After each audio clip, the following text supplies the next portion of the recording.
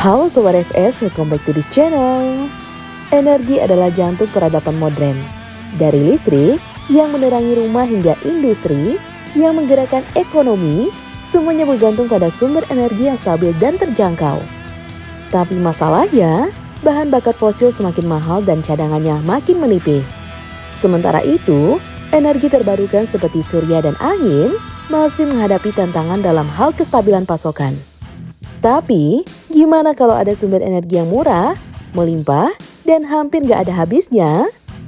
Ini bukan sekedar mimpi lagi. Teknologi ini sedang dikembangkan.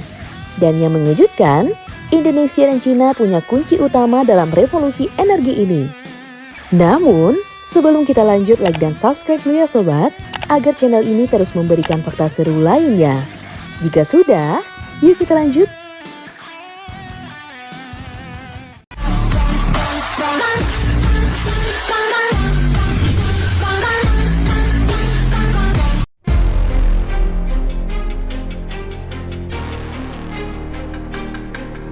Dunia saat ini menghadapi krisis energi yang semakin nyata. Permintaan listrik terus meningkat seiring pertumbuhan industri, urbanisasi, dan penggunaan perangkat elektronik. Tapi sayangnya, sumber energi yang kita andalkan selama ini mulai menghadapi banyak masalah. Seperti bahan bakar fosil makin menipis dan mahal, batu bara, minyak, dan gas alam yang selama ini jadi tulang punggung pembangkit listrik mulai menipis. Harga bahan bakar ini juga fluktuatif, sangat dipengaruhi oleh geopolitik dan kebijakan global. Di balik itu, pembangkit listrik berbasis fosil menghasilkan emisi karbon yang tinggi hingga menyebabkan pemanasan global dan perubahan iklim yang ekstrim. Sementara, dunia mulai bergerak ke energi bersih. Begitupun dengan panel surya dan turbin angin. Energi ini memang tergolong ramah lingkungan, tapi masalah utamanya, energi ini ketergantungan pada cuaca. Selain itu, pada malam hari, panel surya tidak bisa bekerja, dan saat angin lemah, turbin pun kehilangan daya. Nah, disinilah thorium masuk sebagai kandidat yang bisa mengubah segalanya. Bagaimana cara penggunaan energi ini? Dan apa hubungannya dengan Indonesia dan Cina? Namun sebelum itu, mari kita kenali energi yang satu ini.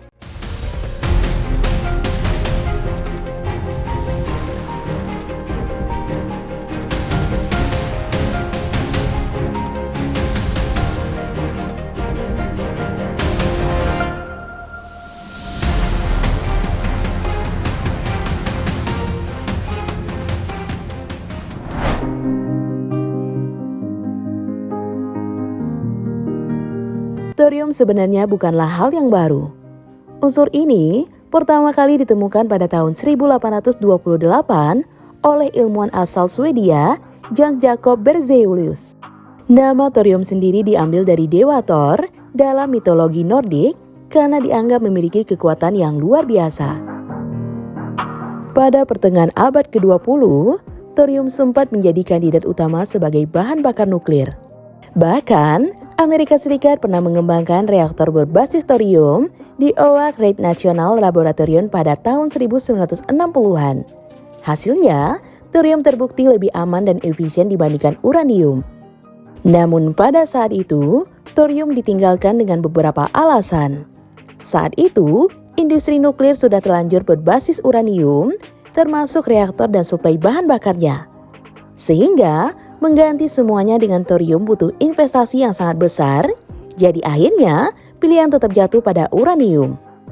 Uranium dan plutonium dari reaktor konvensional bisa digunakan untuk membuat senjata nuklir. Negara-negara besar lebih memilih uranium karena bisa dimanfaatkan untuk kepentingan militer, sementara thorium tidak menghasilkan plutonium yang bisa dijadikan senjata. Tapi sekarang, keadaan mulai berubah. Dengan meningkatnya krisis energi dan kebutuhan akan energi besi, thorium kembali dilirik sebagai solusi revolusioner yang bisa mengubah industri energi global. Dan yang menarik, Indonesia serta Cina punya peran besar dalam kebangkitan thorium ini.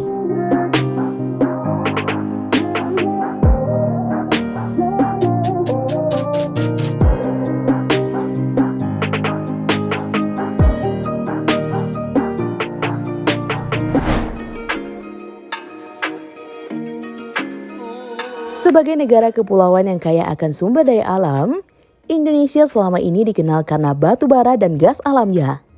Namun, tak banyak yang tahu bahwa Indonesia juga menyimpan cadangan thorium yang melimpah. Unsur ini banyak ditemukan dalam mineral monazit yang tersebar di Pulau Bangka, Kalimantan, dan Sulawesi. Jika dikembangkan dengan serius, Indonesia bisa menjadi pemain utama dalam energi nuklir berbasis thorium di Asia. Sementara itu, Cina sudah selangkah lebih maju. Negara ini telah mulai mengoperasikan reaktor garam cair berbasis thorium pertama di dunia di Gurun Gobi pada tahun 2021. Teknologi ini dikembangkan sebagai solusi untuk menciptakan sumber energi yang lebih aman, bersih, dan berkelanjutan dibandingkan reaktor berbasis uranium. Namun, kabar baru-baru ini Indonesia mulai serius mempertimbangkan tenaga nuklir sebagai solusi masa depan. Salah satu langkah besar yang sedang disiapkan adalah pembangunan pembangkitan listrik tenaga nuklir di Pulau Kelasa, Bangka Tengah. Seperti yang sudah kita bahas, thorium menawarkan banyak keunggulan dibandingkan uranium, mulai dari ketersediaannya yang lebih melimpah hingga tingkat keamanan yang lebih tinggi. Dan yang lebih menarik, Indonesia memiliki cadangan thorium yang cukup besar terutama di Bangka dan Kalimantan. Bersamaan dengan ini, Cina juga terus mengembangkan reaktor berbasis thorium, bahkan telah mengoperasikan reaktor percontohan di Wuwei, Gansu.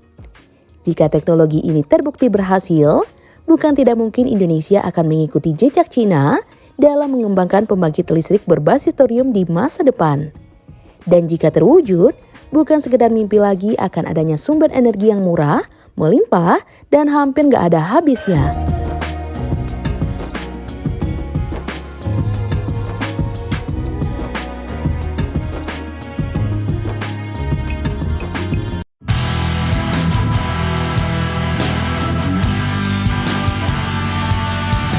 Nah, gimana menurut sobat? Komen di bawah ya. Jika sobat suka dengan video ini, like dan share ya sobat. Sampai ketemu lagi di podcast seru selanjutnya. See you!